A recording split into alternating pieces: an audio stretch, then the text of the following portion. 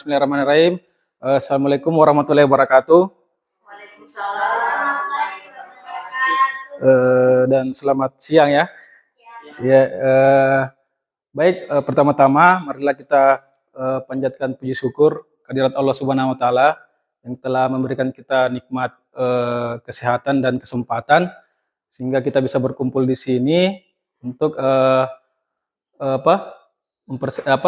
menindaklanjuti terkait dengan pembelajaran berbasis proyek melalui komunitas belajar SDM Bikara Utama yang akan saya presentasikan sebentar. Tidak lupa juga kita kirimkan salawat kepada junjungan kita Nabi besar Muhammad Sallallahu Alaihi Wasallam yang telah membawa kita dari alam kegelapan ke alam yang terang benderang seperti sekarang ini. Oke. Saya ucapkan terima kasih dulu kepada rekan guru yang sempat hadir di tempat ini dan kepada anak-anakku sekalian yang meluangkan waktunya untuk mengikuti presentasi dari Pak Guru. Oke, jadi terkait dengan rencana tindak lanjut yang akan saya paparkan sebentar ini, itu adalah tugas dari kebetulan ini adalah tugas dari PKG PJOK yang Pak Guru ikuti, ya. Jadi rencana tindak lanjut ini adalah terkait dengan pembelajaran berbasis proyek melalui komunitas belajar SDM Bikara Utama, yaitu Pak Guru saya ambil nama proyeknya yaitu aktivitas fisik melalui permainan tradisional Egrang ya, atau Engrang ya, biasanya orang bilang Engrang ya.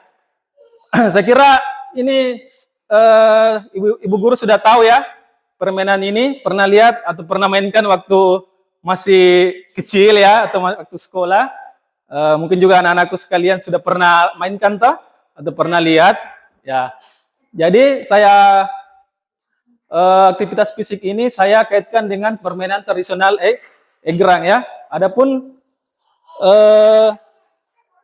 latar belakangnya yaitu ada dua sebenarnya sini, ada dua latar belakang yang saya ingin paparkan, yaitu terkait dengan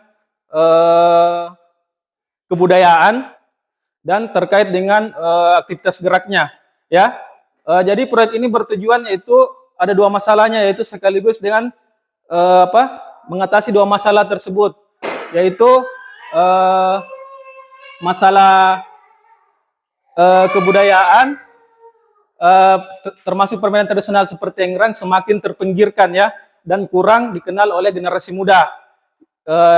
Itu mungkin disebabkan karena sekarang permainan tradisional ini sudah tergerus atau sudah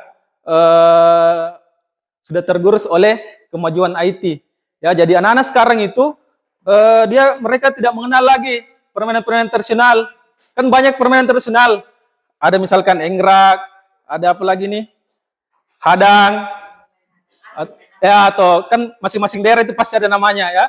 Ada juga main bakiak, yang bakiak gandeng itu. Kalau di selatan itu namanya tarompa ya. Nggak tahu kalau di sini, nggak tahu apa namanya.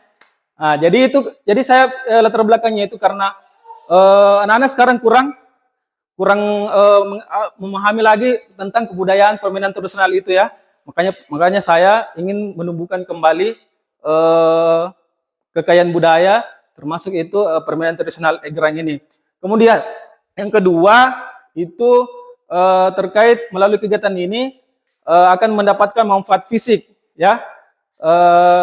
Kemudian aktivitas fisik yang rutin diharapkan dapat meningkatkan kesehatan fisik, ya, dan mental anak-anak. Proyek ini juga bertujuan untuk melestarikan seperti tadi, melestarikan dan mengenalkan kembali permainan tradisional kepada generasi muda sehingga mereka dapat menghargai dan menjaga warisan budaya. Jadi di sini kita budayanya dan juga aktivitas fisiknya. Jadi itu latar belakangnya ya. Kemudian selanjutnya tujuan proyeknya. Tujuan proyeknya di sini saya ada 4 ya. Pertama itu meningkatkan aktivitas fisik, itu mendorong partisipasi dalam kegiatan fisik melalui permainan tradisional ya. Kemudian kedua, melestarikan budaya lokal. Artinya memperkenalkan dan melestarikan permainan tradisional Egrang kepada generasi muda ya, khususnya anak usia sekolah dasar. Kemudian yang ketiga, terkait pendidikan karakter. Pendidikan karakter yaitu mengajarkan nilai-nilai penting seperti ketekunan, keberanian, dan kerjasama. Kemudian membantu dalam pembentukan karakter positif melalui aktivitas fisik yang menyenangkan. Jadi kalau kita beraktivitas fisik melalui permainan tradisional itu, kita dapat senangnya juga, dapat juga sehatnya. Karena kan terkadang anak-anak itu dia bosan kalau hanya sekedar disuruh lari, disuruh begini. Mungkin dengan saya anukan permainan tradisional, mungkin mereka bisa lebih tertarik ya, lebih menyenangkan ya. Oke, kemudian pengembangan keterampilan. Mengembangkan keterampilan motorik kasar seperti keseimbangan, koordinasi, dan ketangkasan. Jadi dengan memainkan enggrang, itu anak-anak dilatih untuk melatih keseimbangannya, ya. Karena itu kan kalau pertama naik itu kan biasa agak susah, biasa kita jatuh. Nah, makanya itu untuk melatih keseimbangannya ini terkait dengan komponen fisiknya ya. Kemudian koordinasi, bagaimana koordinasi kalian ketika menaiki itu enggrang antara kaki, mata, dan tangan ya. Bagaimana kalau jalan, bagaimana koordinasinya antara kaki dan tangan ya. Oke, kemudian membantu anak-anak dalam mengembangkan kontrol tubuh yang lebih baik. Artinya di sini bagaimana kalian menguasai keseimbangannya supaya tidak jatuh. Oke, ini terkait dengan tujuan proyeknya. Kemudian capaian, langkah-langkah, dan hasil yang diharapkan. Jadi di sini ada empat capaiannya ya terkait dengan tujuan yang saya tadi paparkan. Yaitu yang pertama meningkatkan aktivitas fisik anak-anak dan remaja. Itu capaiannya meningkatnya jumlah anak-anak dan remaja yang berpartisipasi dalam aktivitas fisik secara rutin. Kemudian langkah-langkahnya yaitu menyusun jadwal latihan mingguan yang terstruktur ya. Jadi nanti Pak Guru mau laksanakan nanti bulan depan sekitar 1 minggu ya. Awal September, jadi Pak Guru kasih waktu satu minggu ya. Kemudian melibatkan sekolah dan komunitas belajar di sekolah untuk mengadakan sesi latihan. Kemudian menyediakan fasilitas dan peralatan yang memadai. Kemudian hasil yang diharapkan adalah peningkatan kebugaran fisik dan kesehatan di kalangan peserta. Kemudian penurunan tingkat obesitas dan gangguan postur ya antara anak-anak dan remaja. Kemudian yang kedua terkait dengan melestarikan warisan budaya. Yang pertama itu peningkatan kesadaran dan pengetahuan tentang permainan tradisional enggrang ya. Langkah-langkahnya itu mengadakan sesi edukasi tentang sejarah dan nilai budaya enggrang itu sendiri ya. Kemudian yang kedua itu mengintegrasikan permainan enggrang dalam acara budaya lokal atau sekolah. Kemudian mengembangkan materi edukatif seperti buku dan video tentang enggrang ya. Kemudian hasil yang diharapkan adalah generasi muda lebih mengenal dan menghargai permainan tradisional. Kemudian permainan enggrang lebih sering dimainkan dalam berbagai acara komunitas. Oke. Kemudian selanjutnya yang ketiga yaitu pengembangan keterampilan motorik. Capaiannya itu adalah anak-anak dan remaja memiliki keterampilan motorik yang lebih baik, terutama dalam hal keseimbangan dan koordinasi seperti yang saya jelaskan tadi sebelumnya. Kemudian langkah-langkahnya itu mengadakan sesi latihan yang fokus pada keterampilan motorik dasar dan memberikan instruksi dan bimbingan dari pelatih atau guru yang berpengalaman ya. Kemudian hasil yang diharapkan adalah peningkatan kemampuan keseimbangan, koordinasi, dan ketangkasan peserta. Peserta lebih percaya diri dalam melakukan aktivitas fisik lainnya ya. Kemudian yang keempat adalah pendidikan karakter. Pendidikan karakternya yaitu capaiannya adalah anak-anak menunjukkan peningkatan dalam nilai-nilai seperti ketekunan, keberanian, dan kerjasama. Jadi sini kalian juga dilatih kerjasamanya ya.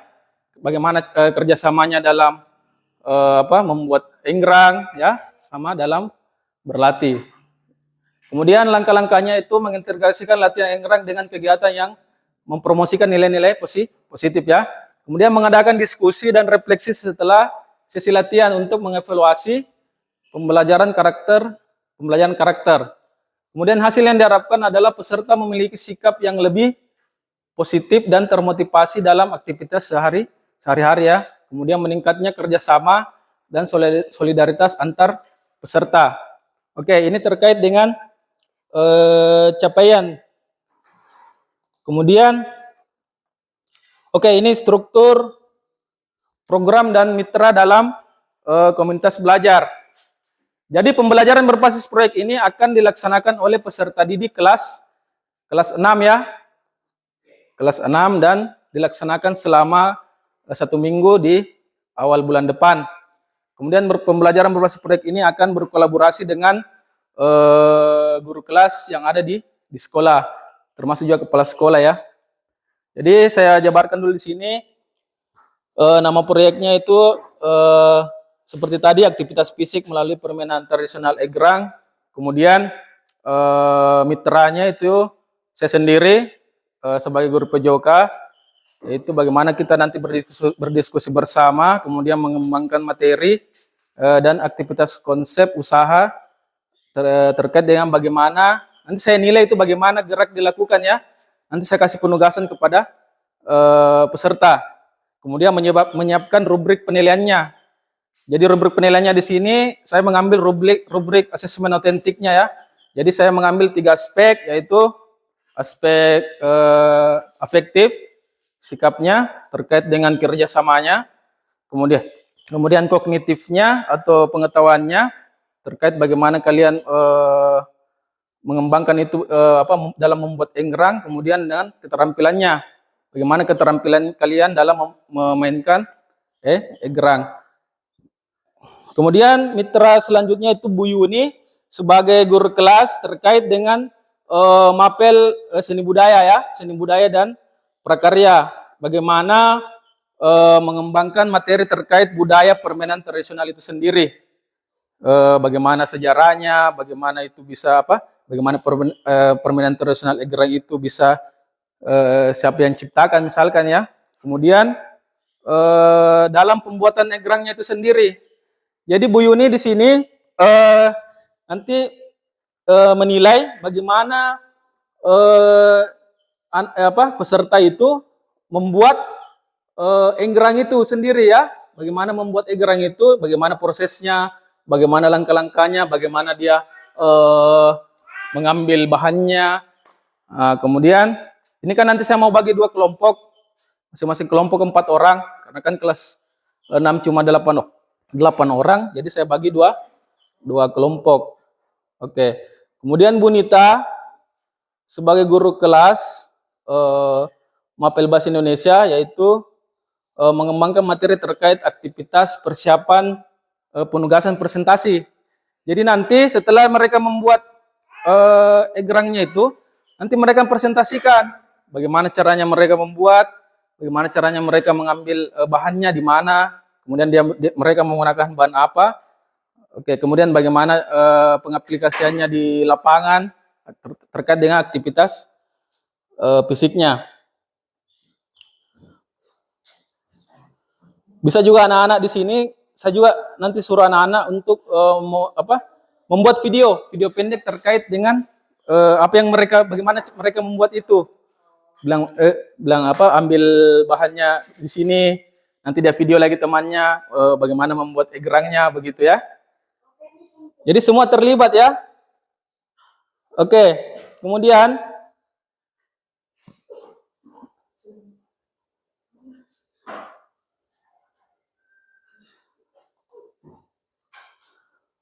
kapasitas atau aset yang dimiliki sekolah. Ini terkait dengan sumber daya atau aset yang dimiliki oleh sekolah. Jadi saya di sini mengambil 4 aset ya, 4 aset yang ada di sekolah kita. Yang pertama itu aset manusianya, yaitu kepala sekolah yang selalu mendukung setiap kegiatan atau program yang dibuat oleh guru. Kemudian rekan-rekan guru yang lain selalu bisa diajak berkolaborasi dan bekerja sama terkait program yang dibuat. Kemudian peserta didik yang aktif dan kreatif dalam berkolaborasi dalam pembelajaran berbasis proyek ini. Kemudian aset fisiknya itu terkait dengan sarana dan prasarana ya. Yaitu pertama lapangan SD Ambe Keri yang bisa digunakan dalam kegiatan proyek ini nantinya. Jadi aktivitas fisiknya nanti dilakukan di lapangan di situ ya. Ini saya ambil ini terkait dengan kurikulernya. Jadi pada saat pembuatan enggrangnya itu dilakukan di luar jam sekolah. Nah, pada saat pengaplikasiannya aktivitas fisiknya nanti dilakukan di sekolah ya. Oke, kemudian aset lingkungan.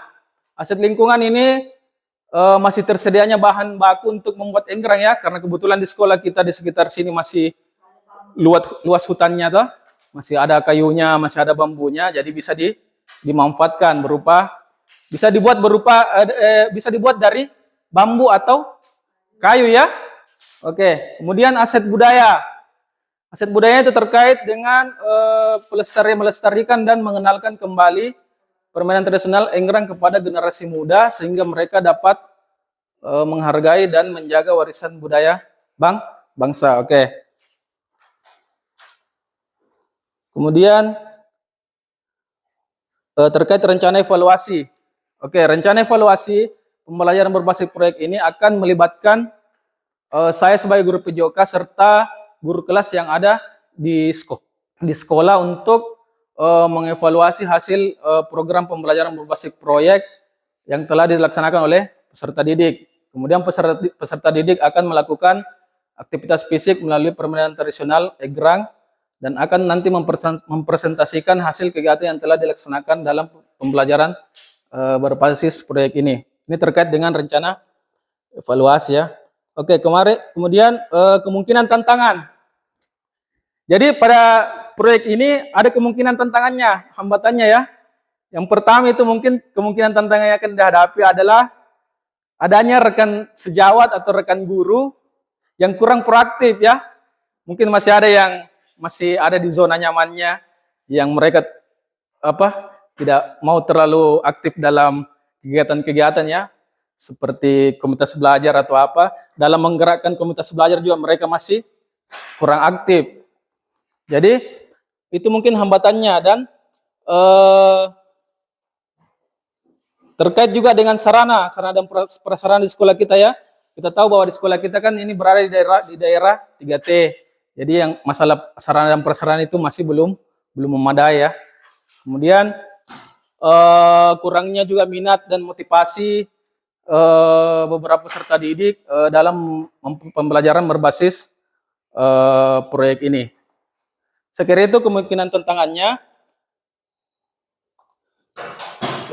Oke, dan terakhir terima kasih. Oke, baik Ibu Guru dan anak-anakku sekalian, terkait tadi yang saya paparkan, mungkin ada yang mau ditanyakan terkait dengan apa yang saya paparkan tadi terkait proyek yang akan kita laksanakan. Saya persilakan kepada Ibu Guru atau anak-anakku sekalian yang mungkin ada pertanyaannya atau masukannya terkait dengan proyek ini. Saya persilakan.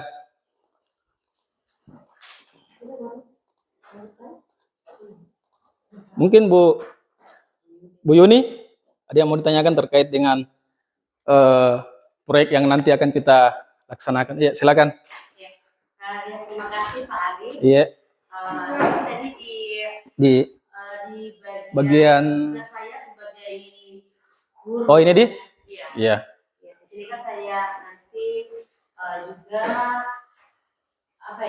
nanti akan mengembangkan materi ya di mata pelajaran saya. Iya. Yang terkait dengan permainan enggrang ini. Iya. Nah, yang ingin saya tanyakan ini di masalah asesmennya. Mungkin saya kurang menyimak tadi apa yang disampaikan Pak Ari. Iya. Yang ingin saya tanyakan ini poin-poin apa saja yang bisa saya masukkan ke dalam rubrik penilaian, misalnya dalam pengetahuan dan keterampilan. Iya. Itu saja. Oh iya, baik, mungkin langsung saya jawab ya. Jadi terkait dengan pertanyaannya Bu Yuni, terkait dengan rubrik ya, rubrik apa-apa saja yang dimasukkan ke dalam rubrik itu. Jadi mungkin Bu Yuni bisa memasukkan itu menjadi asesmen otentik. Artinya ada 3 aspek yang Ibu nanti nilai, termasuk afektifnya, sikapnya, kognitifnya, dan keterampilannya ya. Afektifnya itu bisa masuk kerjasama. Kerjasamanya bagaimana mereka kerjasama membuat, kan mereka dibagi dua kelompok, bagaimana mereka sama-sama bekerja sama untuk membuat egrang itu. Kemudian bisa juga kerjasamanya dan gotong royongnya ya, gotong royong terkait gotong royong ya, bagaimana. Jadi ibu bisa nanti bikinkan tabel, atau misalkan afektifnya sikap, nanti ibu kasih saya range nilainya, bilang bagaimana sikapnya, apakah dia sudah bekerja sama atau ada temannya yang tinggal saja lihat-lihat. Jadi kita kasih nilai apakah 5 atau 4 terkait dengan afektifnya. Kemudian terkait kognitifnya itu bisa terkait dengan permainan egrang itu sendiri.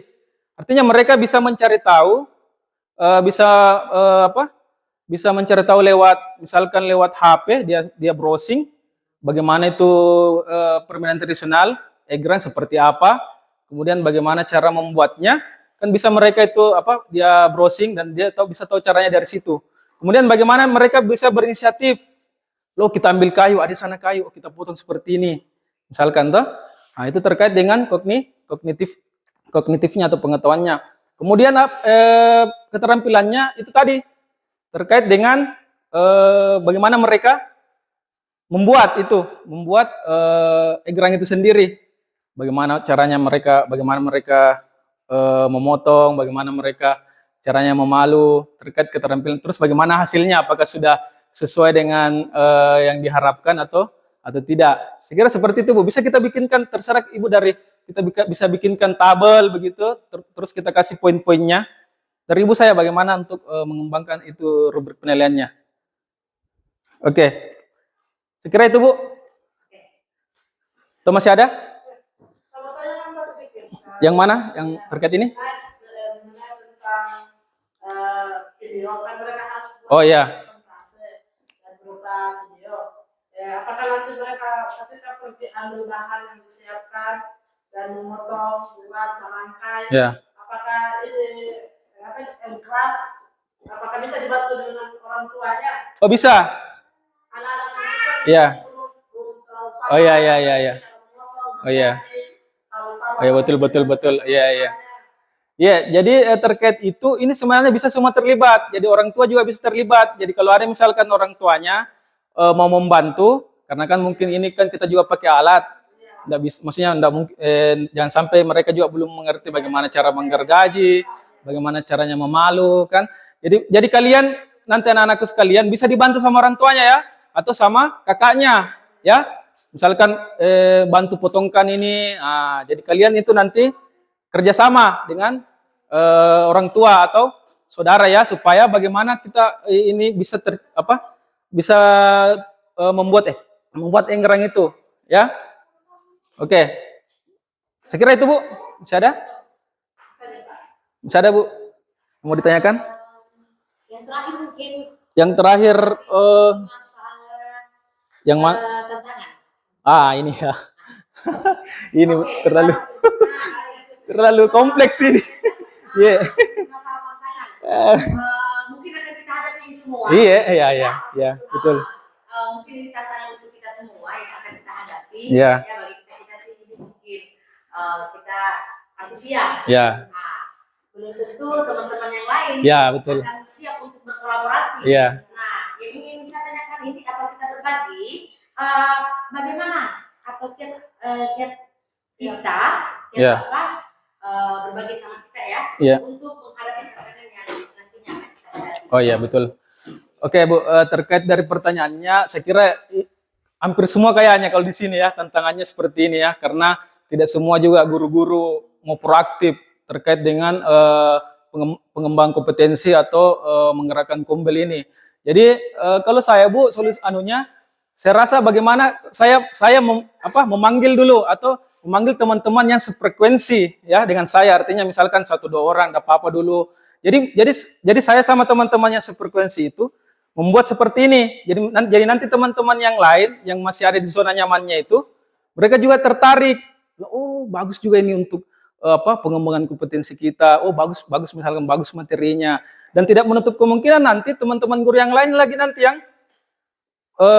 mempresentasikannya toh, misalkan mereka yang sudah ikut pengembangan kompetensi terkait pelatihan-pelatihan atau apa, jadi dia bisa mengimbaskan ke teman lain. Jadi teman-teman yang tadinya masih belum aktif, mereka melihat sudah banyak teman-temannya yang melakukan praktik baik, mungkin mereka juga tergugah ya. Artinya mereka juga merasa, bah, masa kita tinggal di sini kita juga harus ikut untuk harus bisa juga, karena kan sekarang kan zaman sekarang ini sebenarnya tantangannya Bu karena kan kebanyakan itu kayak guru-guru senior merasa bahwa jangan kita yang saja yang muda-muda saja, kita ini mau pensiun yang kita lagi mau belajar begitu-begitu tuh. Nah, padahal sebenarnya tidak ya, yang namanya kita guru itu kita harus mengikuti perkembangan zaman, yang sampai kita ketinggalan, apalagi sekarang kan zaman IT. Semua serba IT, jadi kita mau cari ini lewat IT, kita mau bikin presentasi lewat IT. Jadi kalau kita tidak tahu yang seperti ini, wah susah juga kita mau berkembang. Artinya bagaimana kita guru itu inisiatif dalam diri kita bahwa saya juga harus bisa ya, harusnya saya juga harus aktif tanpa mengenal usia sebenarnya Bu, toh? Tanpa mengenal usia, karena kalau kita berbicara seperti itu, kapan kita mau maju ya? Sekira seperti itu Bu. Mungkin bisa saya tambahkan? Iya. Bisa saya tambahkan? Ya bisa Bu, silakan. Luar biasa tadi pemaparan untuk menghadapi tantangan.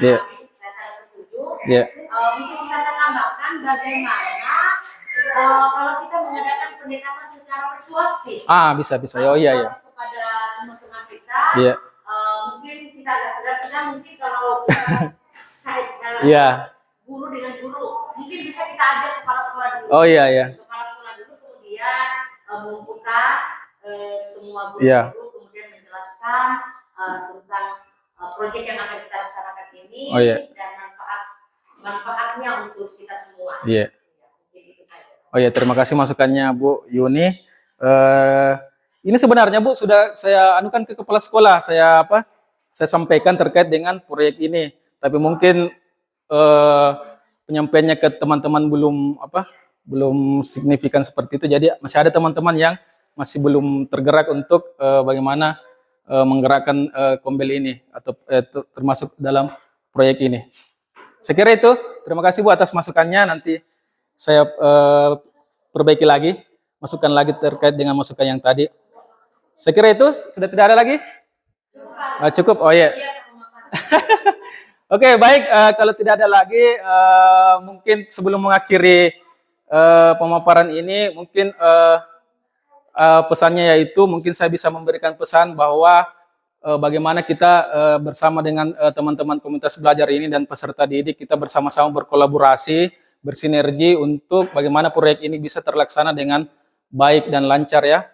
Kemudian saya harapkan juga bagaimana teman-teman yang lain itu bisa ikut proaktif dalam mengembangkan dan kompetensinya dan menggerakkan komunitas belajar yang ada di sekolah kita. Saya kira itu harapan saya. Saya kira itu saja, kurang lebihnya mohon dimaafkan. Saya kira dengan ucapan wabillahi taufik wal hidayah. Wassalamualaikum warahmatullahi wabarakatuh.